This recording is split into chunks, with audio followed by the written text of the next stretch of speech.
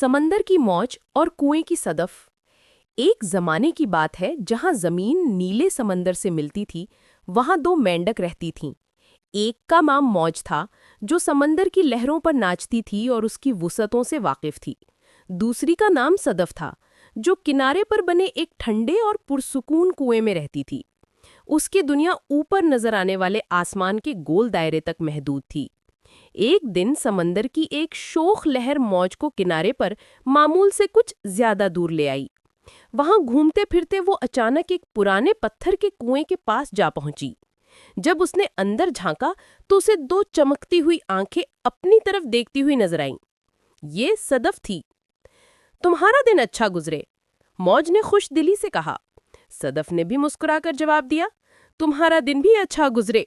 मेरे कुएं में मेहमान कम ही आते हैं। जल्द ही दोनों में गहरी दोस्ती हो गई और वो एक दूसरे को अपनी दुनिया के किस्से सुनाने लगीं।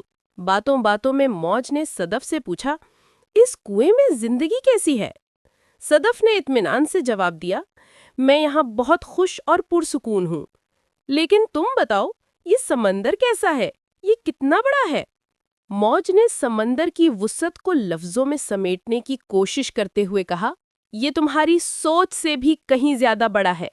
इतना बड़ा कि कुछ मेंढकों ने अपनी पूरी जिंदगी एक किनारे से दूसरे किनारे तक जाने में गुजार दी, लेकिन मंजिल ना पा सके।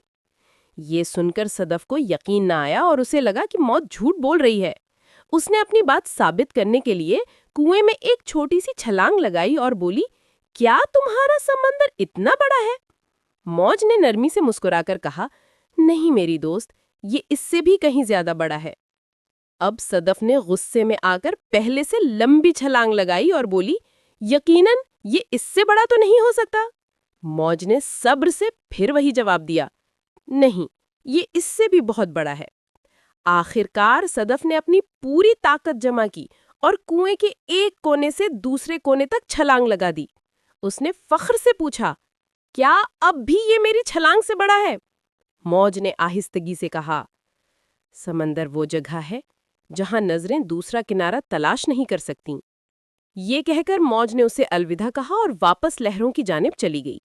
मौज के जाने के बाद सदफ ने खुद से कहा, वो जरूर झूठ बोल रही थी। कोई भी जगह मेरे कुएं से बड़ी नहीं हो सकती। और ये सोचकर वो अपनी छोटी सी दुनिया में दोबारा मगन हो गई। लेकिन ये कहानी हमें एक बहुत गहरा सबक सिखाती है। कम इल्म लोग अक्सर अपने महदूद इल्म के खौल में कैद रहते हैं। वो अपनी छोटी सी दुनिया से बाहर की हकीकत को कभी तस्लीम नहीं करते। ऐसे लोगों से बहस करना बेसूद है, क्योंकि वो कभी सच्चाई को नहीं मानेंगे। अक्लमंदी इसी में है कि ऐसे लोगों से किनारा कशी इख्तियार की जाए, और जब भी कोई आपको ऐसी बात बताए जो आपके इल्म में ना हो, तो फौरन उसे झुटलाने के बजाय उस पर सोचें, शायद वही सच हो। क्योंकि जब आप हकीकत को तस्लीम करते हैं, तो आप भी कुएं से निकलकर वसी समंदर में ज्यादा खुशगवार जिंदगी गुजार सकते हैं।